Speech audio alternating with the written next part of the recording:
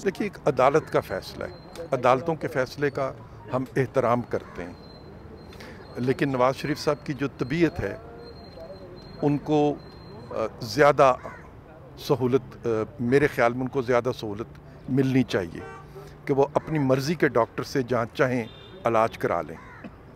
ये मेरी ख्वाहिश है कि उनको ये सहूलत मैसर हो।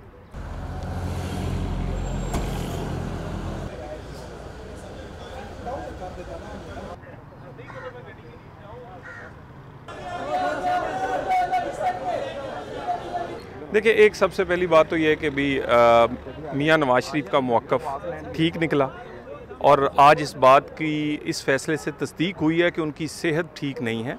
और इस बात की भी तस्दीक इस फ़ैसले से हुई है कि जब उन्होंने कहा कि इन्हें खुद इलाज करवा लें, कि उन्होंने इलाज नहीं किया और वो जानबूझ के इस इलाज को भी कमज़ोरी और बीमारी को भी वो ये NRO और डील का नाम देकर सिर्फ सियासी पॉइंट स्कोरिंग करते रहे। इंतहाई अफसोसनाक बात है। हमारा मौका पहले दिन भी ये था, आज इस बात की तस्दीक हुई है और अल्लाह का शुक्र है कि मियां नवाज शरीफ को बहानेबाजी की ज़रूरत नहीं है।